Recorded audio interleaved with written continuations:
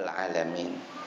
Nawaina ta'allum wa ta'lim wa tadhakkura wa tadhkir wa naf'a wal intifa' wal ifadah wal istifadah wal hassa ala tamassuki bi kitabillah was sunnati rasulih wad du'a ilal huda wad dalalata alal khair ibtigha'a wajhillah wa mardatihi wa qurbihi wa sawabihi subhanahu wa ta'ala. Qala Syekhul Musannif rahimahullahu ta'ala wa nafa'ana bihi wa bi'ulumihi fid dharain amin radhiyallahu anna wa ankum ajma'in. Al-Imam Hujjatul Islam Abu Hamid Muhammad bin Muhammad Al-Ghazali di dalam kitab beliau Bidayatul Hidayah, mudah-mudahan Allah merahmati, meninggikan derajat, meridhoi beliau dan kita semua, amin Allahumma amin ya rabbal alamin. Adab-adab masuk ke dalam masjid. Kenapa di sini dijelaskan tentang adab-adab masuk ke dalam masjid? Karena masjid itu satu adalah syiar. Yang kedua, masjid itu tidaklah dibangun kecuali tujuannya ibadah kepada Allah. Dan tidak ada yang membangun masjid kecuali di situ kita beribadah kepada Allah. Makanya masjid itu bukan milik si fulan, bukan dari si fulan. Kalau sudah masjid itu punya umum, punya setiap orang muslim. Maka ada hal-hal yang harus kita jaga ketika di dalam masjid. Makanya dikatakan oleh Nabi, man aradad dunya fa'alaihi bil ilm wa man aradal akhirah fa'alaihi bil ilm. Pian hidup di dunia harus punya ilmu. Mau selamat di dunia ada ilmunya, mau akhirat juga ada ilmunya. Orang yang tahu dan yang tidak tahu itu beda. Orang yang paham agama, paham syariat itu jauh lebih baik daripada orang yang tidak paham. Kita mau selamat, mau bagus adab kita, dalam masjid pun ada adabnya. Aturan yang harus kita jaga, aturan yang harus kita laksanakan. Kenapa manusia itu banyak aturan? Supaya kita selamat. Allah turunkan Nabi kita Muhammad, Allah utus supaya kita menjalani kehidupan dunia selamat. Baginda Rasul itu membawa hidayah, baginda Rasul itu membawa kebenaran, supaya tadinya kita salah menjadi benar. Kalaunya ditanyakan, kita dengan binatang sama makhluk hidup, kita dengan hewan sama makhluknya Allah. Tetapi yang membedakan kita keilmuan. Kita diperintahkan sholat, kita sholat. Dengan sholat kita mengenal kepada Allah. Kita beradab, bertata krama, tidak memperturutkan hawa nafsu. Itulah kita manusia. Makanya kalau sudah kita mengindahkan adab, mengindahkan aturan agama, apa bedanya kita dengan binatang? Makanya dikatakan oleh Nabi, ad-dunya sijnul mu'min wa jannatun kafir wa jannatul kafir. Dunia itu penjaranya bagi orang mukmin. Ada aturan-aturan. Tetapi aturan itu tadi supaya kita berataan bujur. Kada tasalah, kada memperturutkan hawa nafsu. Ada aturan-aturan baik dan buruk, hak dan batil.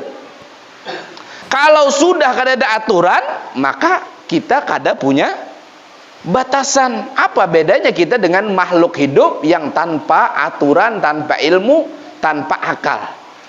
Makanya dikatakan ad-dunya sijnul mu'min wa jannatul kafir. Jadi kita ini disuruh nuntut ilmu itu supaya kita ini jadi manusia, jadi bujur-bujur makhluk Allah. Bukan hanya urusan makan minum, menumpuk harta dunia, mati, kada. Karena ada pertanggungjawaban setelah kehidupan ini. Ada tujuan yang lebih besar daripada kehidupan dunia, ada. Makanya kita itu disuruh menuntut ilmu, mengetahui hak kita, mengetahui halal haram, lain sebagainya. Nah itulah, maka masuk ke dalam masjid pun ada adab-adabnya. Nah, jadi kalau sudah orang beradab itu, artinya orang itu berilmu. Orang yang tinggi adabnya, berarti orang itu tinggi ilmunya. Tidak mungkin orang tersebut bisa beradab kalau tidak mengetahui adabnya ilmu. Ilmunya adab. Makanya kita harus beradab. Masuk ke dalam masjid menandakan kita adalah orang-orang yang bukan hanya menggunakan nafsu, tetapi akal kita. Dan pula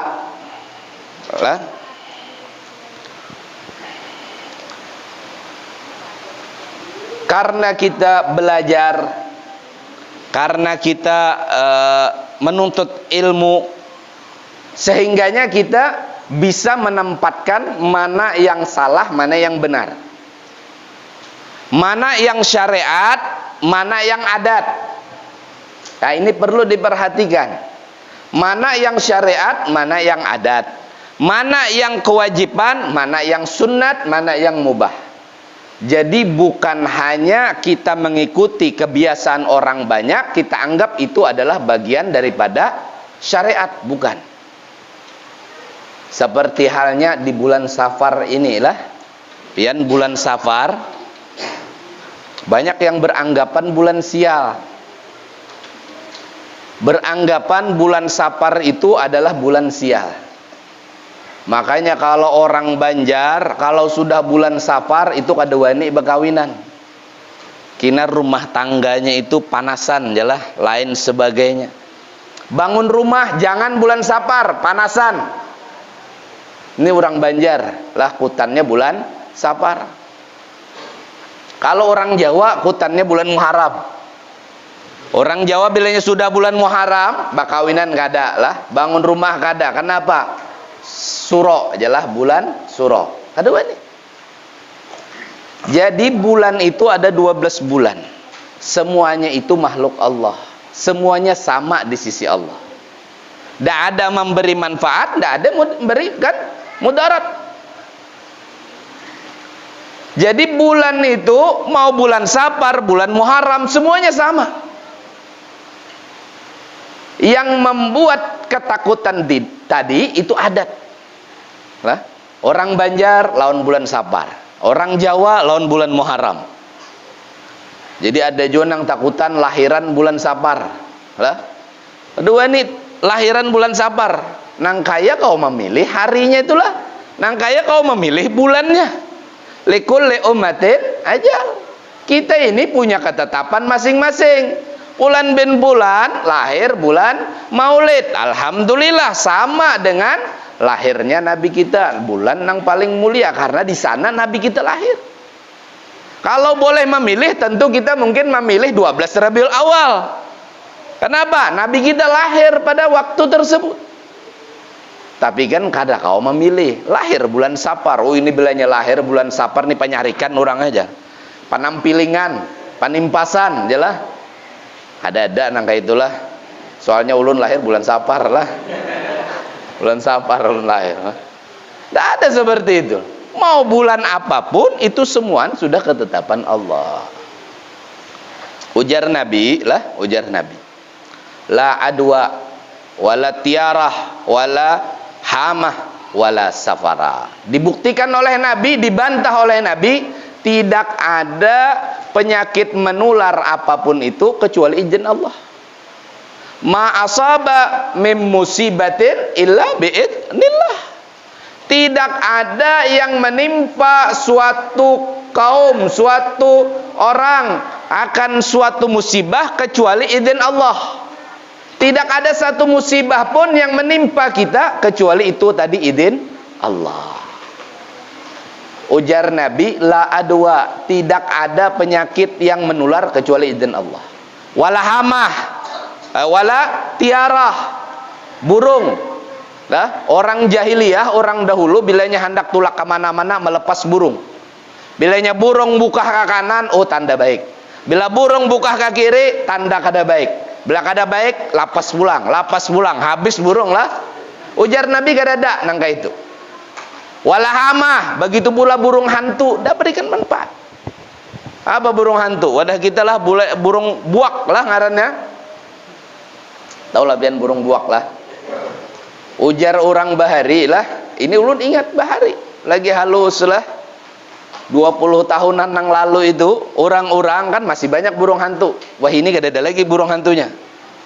Jadi bilanya ada burung hantu hinggap di atas rumah kah, di parak rumah lah, bila bunyi malam, kulai-kulai buat, jalah kayak itu lah bunyinya lah, kulai-kulai buat. Ah itu isuk ada yang mati jalah. Wah ini kada sing bunyian lagi, berarti kada bematian lagi orang lah. Kayak apa anak babunyi guru aja lah, burung hantunya habis, hutannya habis.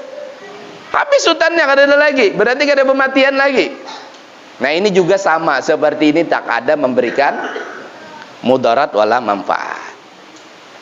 Yang terakhir wala safara, ujar Nabi, dan tidak memberikan kesialan bulan Safar. Nah ini ujar Nabi. Dan Nabi buktikan lagi bahwa beliau menikahkan anak beliau Sayyidah Fatimah dan Sayyidina Ali itu di bulan Safar. Dan beliau tunjukkan lagi beliau berhijrah ke kota Madinah mulainya itu bulan Safar, bukan bulan Muharram. Nabi itu hijrah bulan Safar sampai bulan Maulid. Nah, inilah. Dan dalam riwayat juga disebutkan Nabi melakukan pernikahan dengan Sayyidah Khadijah itu bulan Safar. Kalau memang bulan Safar itu bulan yang sial, tentu Nabi kadang memilih mengawinkan anaknya di bulan Safar. Siapa yang paling tahu tentang rahasia dunia ini? Baginda Rasul. Kenapa paling tahu? Karena Allah yang memberikan pengetahuan. Tak ada manusia yang melebihi pengetahuan Nabi Sallallahu Alaihi Wasallam. Jadi kalaunya Nabi melakukan itu berarti itu tidak apa-apa.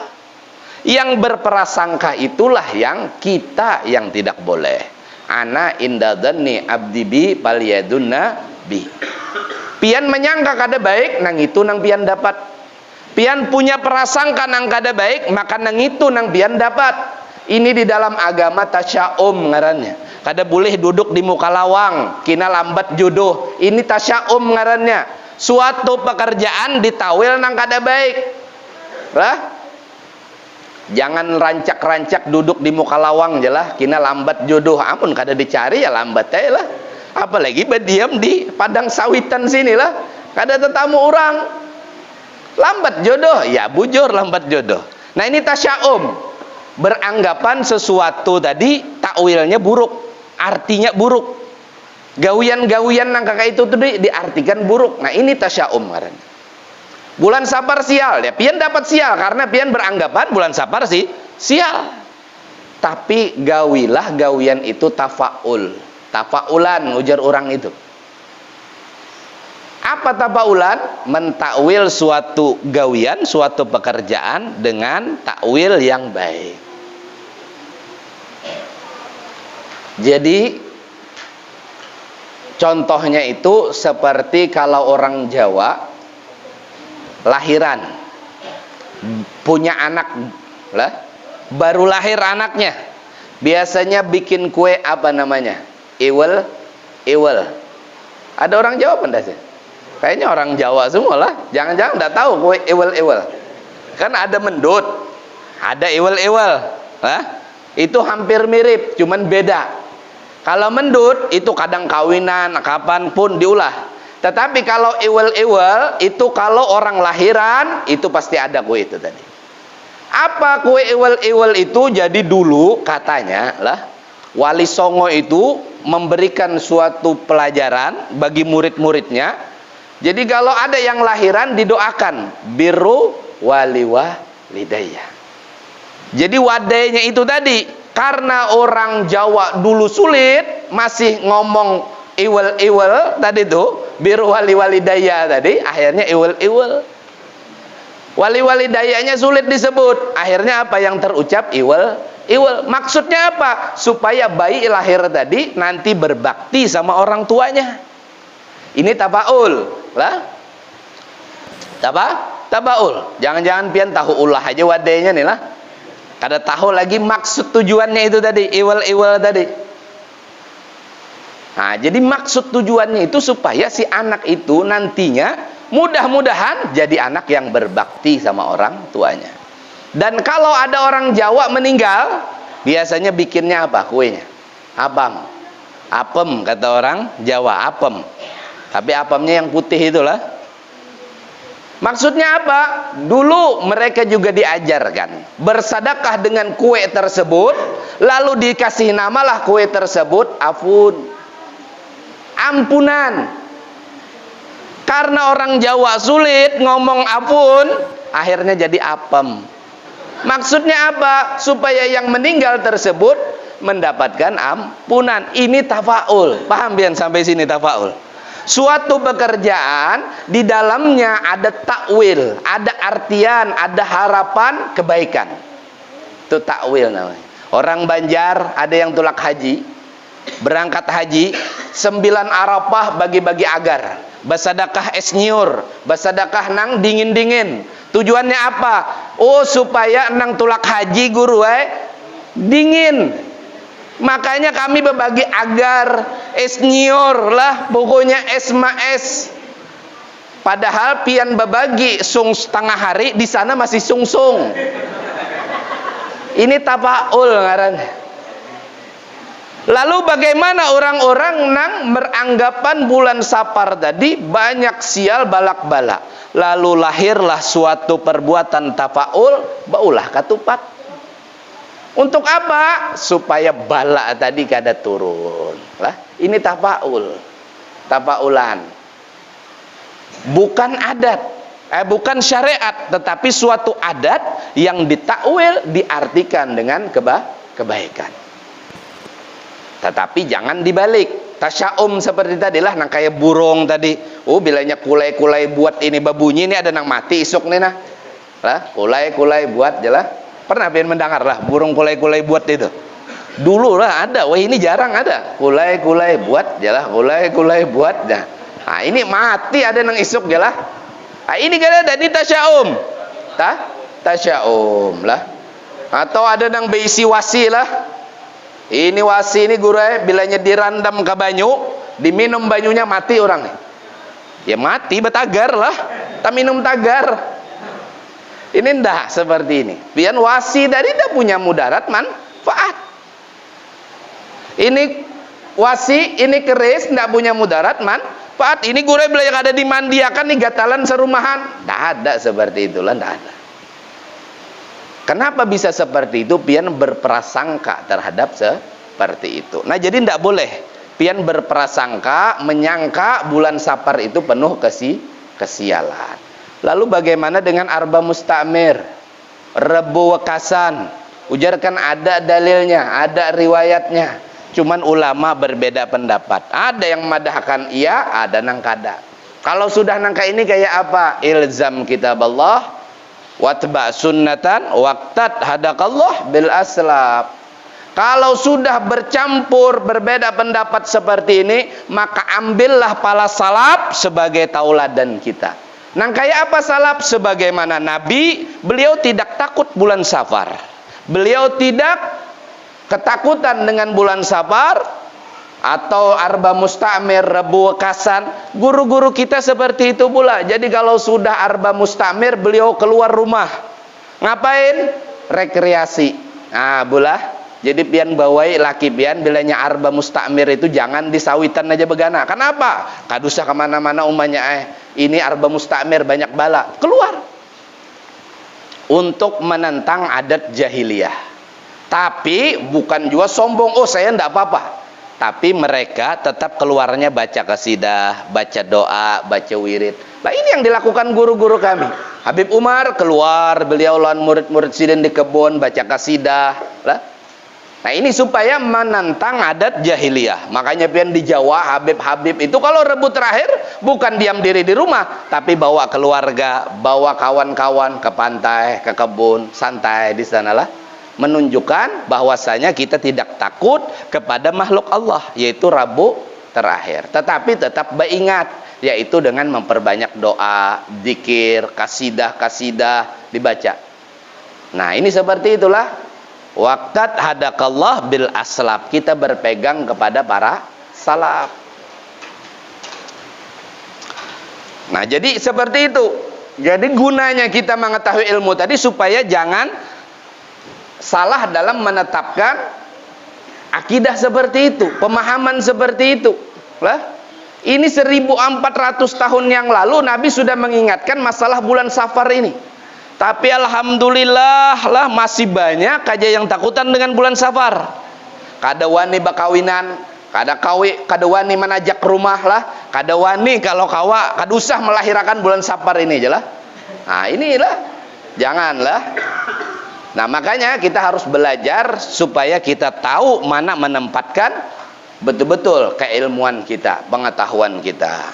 Apabila engkau telah selesai, kata Imam Ghazali, dari bersuci, maka sembahyanglah di rumahmu 2 rakaat sunnah subuh. Ini jangan ditinggalkan lah. Sholat sunnah subuh itu lebih baik daripada dunia beserta isinya. 2 rakaat yang pian kerjakan sebelum sholat subuh itu lebih baik daripada dunia beserta isinya.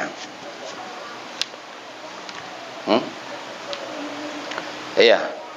Apabila engkau hendak masuk ke dalam masjid, maka dahulukanlah kakimu yang kanan dan baca olehmu Allahumma salli ala Muhammad wa ala ali Muhammad wa sahbihi wa sallim Allahumma ghfirli dunubi wabtahli abwaba rahmatik. Jadi ketika masuk masjid dengan kaki kanan, ketika keluar masjid dengan kaki kiri. Lalu bagaimana Jar? Kan menyuruh kita disunnahkan pakai sendal mulai dengan kaki kanan, sedangkan disuruh keluar pakai kaki kiri. Nah, berarti kan ini sandal lah. Ini sandal. Jadi sandal itu ketika keluar kaki kiri. Sandal tadi cukup dijajak saja, diinjak saja. Jangan langsung dipakai.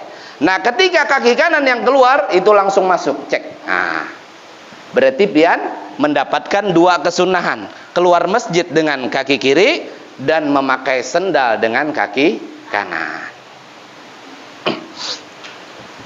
Jadi ketika masuk masjid jangan lupa baca salawat Allahumma salli ala Muhammad wa ala ali Muhammad wa sahbihi wa sallim.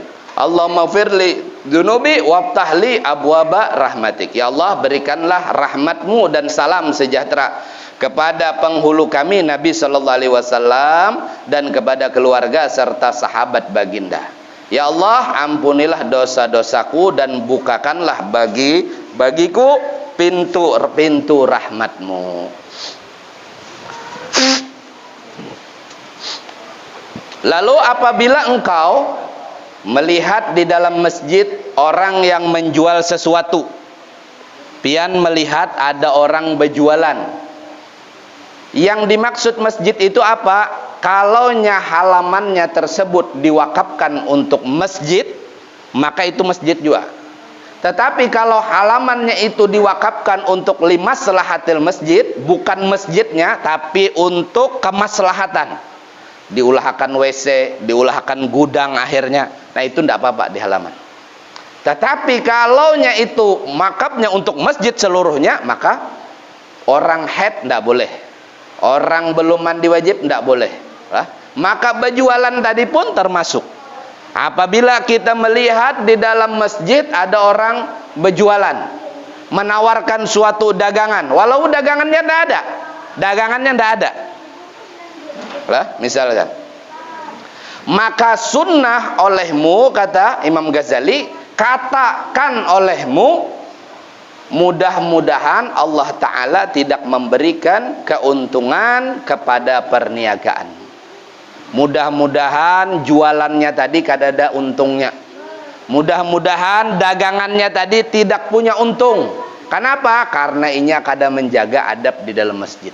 Masjid tidak dibangun untuk dagangan, untuk jualan.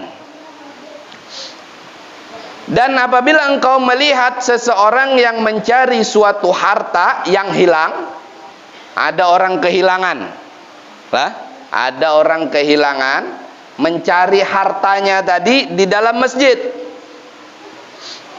Maka kata olehmu, kata Imam Ghazali, mudah-mudahan Allah Ta'ala tidak mengembalikan kepadamu harta yang hilang itu. Nah, jadi ini kalau ada orang nang bapangumuman lah, sandal Roma hilang, ya tolong kembalikan. Itu mudah-mudahan sandal Roma tadi gak ada sing tatamuan lah. Tapi lain pulang amun pengumuman tongkat hatib hilang. Nah, ini kan keperluan masjid lah tongkat hatib. Bulikakan itulah. Kalau pindah jadi ular aja lah. Nah, ini bulikakan jabat tongkat hatib lah. Kalau masih pengumuman tersebut bersifatnya ada kaitannya dengan kebaikan, ketaatan, kemaslahatan untuk masjid, maka tidak masalah. Tetapi selain daripada itu, urusannya dunia, urusannya ampun pian, urusannya harta benda nang hilang, maka doakan. Mudah-mudahan kada sing dapatan. Kalau ada nang berjualan, mudah-mudahan kada sing payuan. Mudah-mudahan kada ada keuntungan. Kenapa? Itu tadi masjid tidak dibangun semata-mata kecuali hanya menyembah kepada Allah. Jadi satu-satunya bangunan tujuannya kada ada nang lain kecuali menyembah kepada Allah, itu masjid. Nah, inilah masjid. Makanya nang sugih, nang miskin, bila sudah masuk masjid semuanya sama.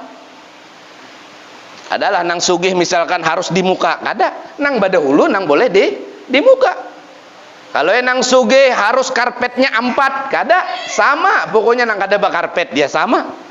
Kenapa? Semuanya sama. Nang sugih, nang bapangkat, ketika dalam masjid kepala sama di bawah juga ketika sujud. Kalau ya kan sembahyang, aku bakandang lah. Kalau bina kada tercampur orang, minta PPIP, kada kau. Kalau masuk masjid semua sama. Kada ada pian hendak minta sap PPIP lah. Apa sap PPIP? Pokoknya bakandang kada tercampur lawan orang. Sama berataan. Nah, inilah sama. Di mata Allah itu sama. Yang membedakan apa? Takwa seseorang.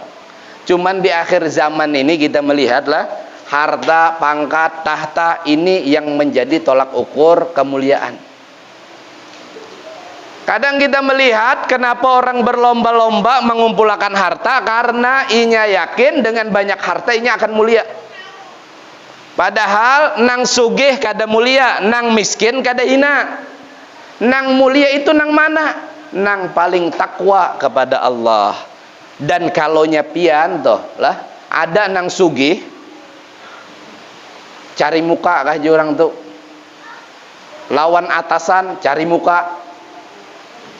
Lawan pimpinan ketujuh cari muka, kada bermuka kabian ketujuh mencari lah. Man tawada'a liganin saleh dhahaba sulusadini. Ujar Imam Ghazali menukil hadis di dalam kitab Bidayatul Hidayah ini, barang siapa tawadu kepada orang kaya yang soleh.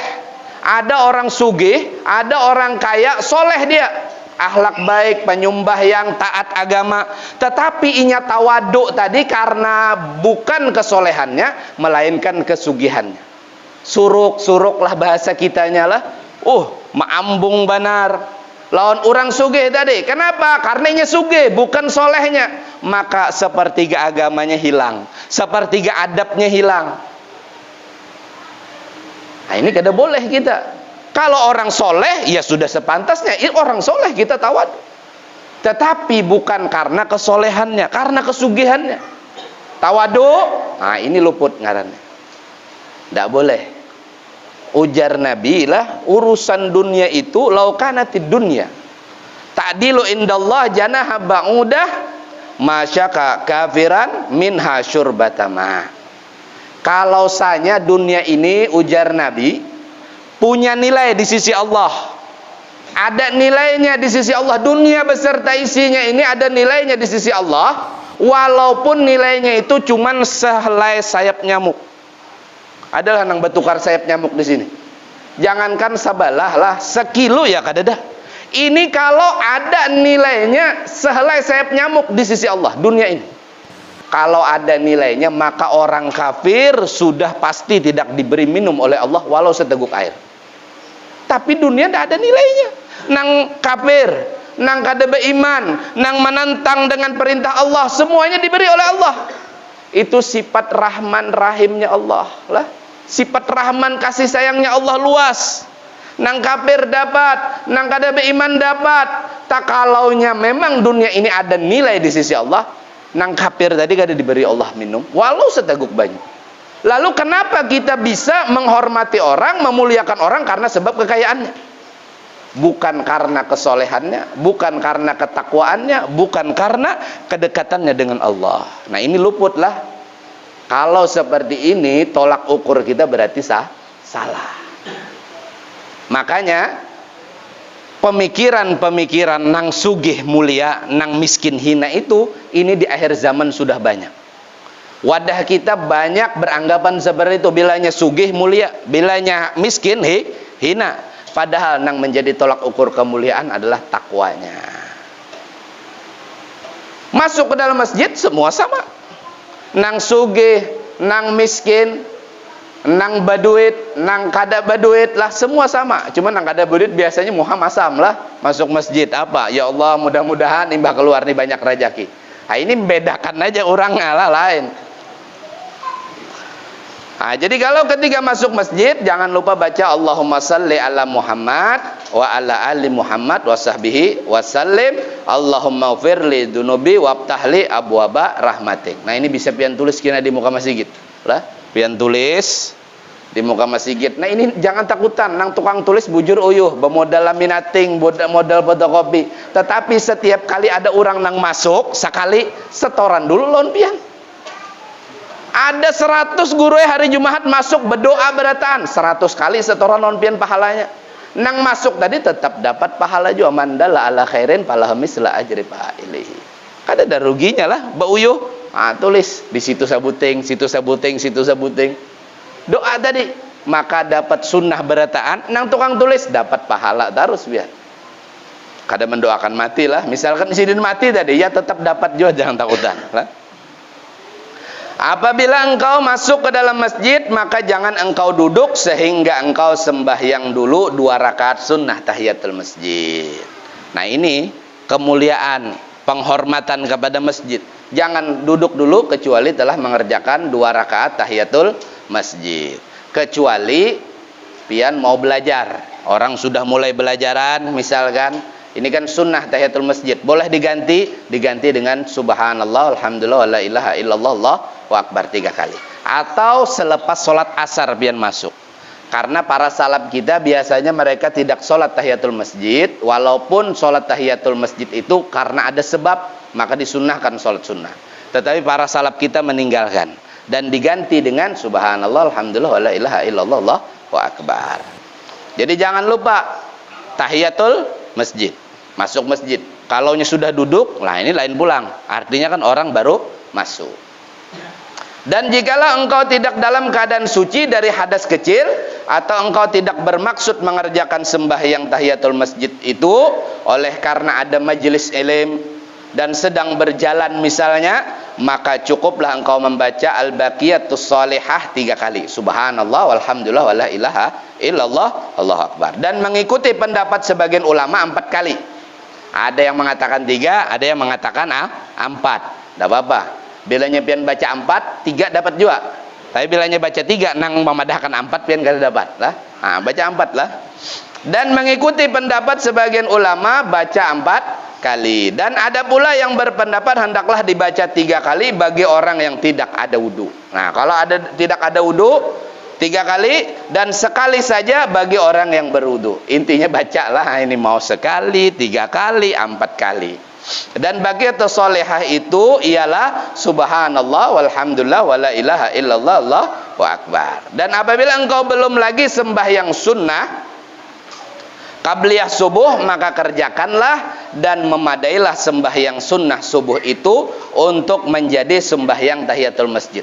Boleh digabung sembahyang tahiyatul masjid sekaligus sembahyang subuh. Dan jangan lupa lah, kita punya adat, salaf-salaf kita, guru-guru kita itu membaca tasbih malaikat.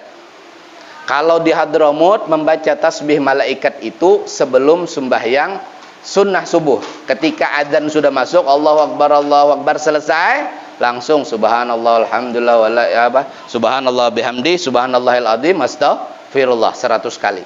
Ini tasbih malaikat. Selesai tasbih baru sholat sunnah 2 rakaat.